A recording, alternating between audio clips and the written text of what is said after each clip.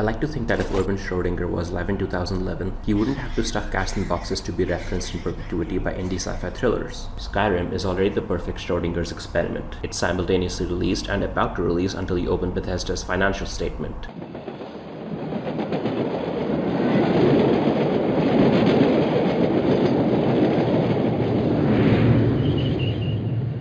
Obligatory Skyrim pre-release joke out of the way, I played Skyrim for the first time recently, and early on in the game I couldn't walk a dagger's length without being distracted by new quests that invariably led me to a bear cave or dwarven dungeon. But I've consequently arrived at that point in open world RPGs where I feel the urge to distinguish between repetitive content and stuff that actually piques my curiosity. I experienced the same phenomenon in every Ubisoft game and Elden Ring, entering caves early on with eyes full of wonder, not knowing what riches and spoils I would excavate, or what twisted monsters and aberrations would try to keep me from them. 50 hours in and 20 caves later, I gradually started ignoring them and playing an uncomfortable guessing game as to whether a dungeon was worth my precious limited gaming time. A discomfort I solved by checking the wiki and willfully destroying any sense of wonder I may have had. Like Swiss international banking laws and Scottish high school romances, it evolved from an exploratory journey of discovery to a transactional relationship. And like most high school romances, it involved several inconsequential fights and the threat of bears. On the surface, dungeon delving is a practical bit of game design, self-contained optional areas with reused assets and textures that make them easy to alter and copy-paste across the map. They're a slice of cake to the whole pie, a James Gunn film to a struggling cinematic universe, or an extra teat on the hog. But too many teats spoil the hog soup, and there's no point crying over spilled hog milk soup.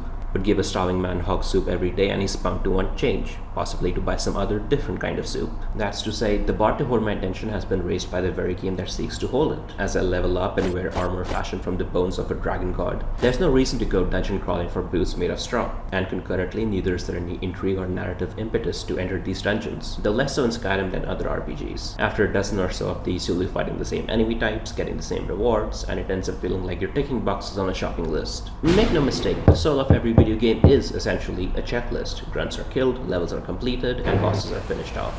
Oh, but that doesn't apply to my dailies in the paper. Wrong, Grandma. Sudoku is a list of 81 questions with 9 multiple choice answers each.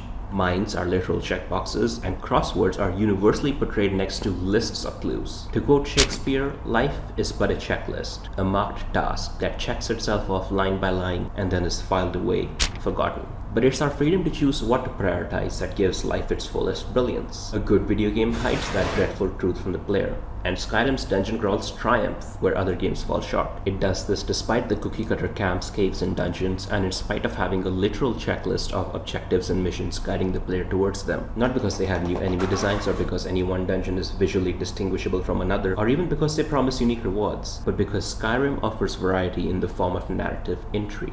Almost every dungeon feels tied to a story through overt quest lines or small environmental details that give your dungeon crawling context and meaning. It's curiosity that pushes the player to investigate a new dungeon, not the promise of loot with bigger numbers or unique rewards. Skyrim keeps players invested by weaving these stories into its world. I'll now rattle off a list of my favorite dungeons I chanced upon in the wild.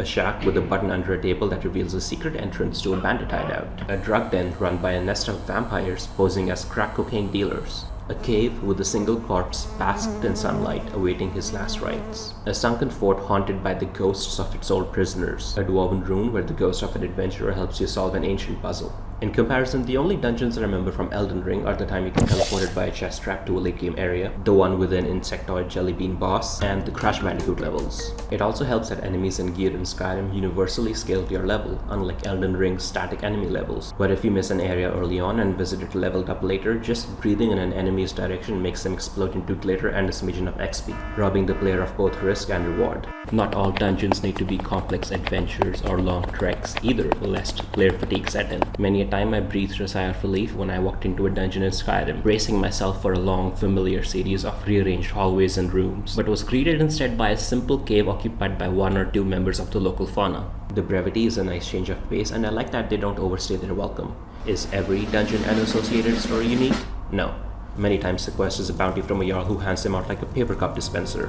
Do the actual levels blur into one another? Absolutely. But despite it all, Skyrim's dungeons manage to keep me hooked, more so than most RPGs and more so than Skyrim's own main plot. Which, would you rather find out why the Chosen One do Chosen One activities, or unite Satan's talking dog with his master? If you said the former, you deserve the hog soup and your girlfriend deserves the bear.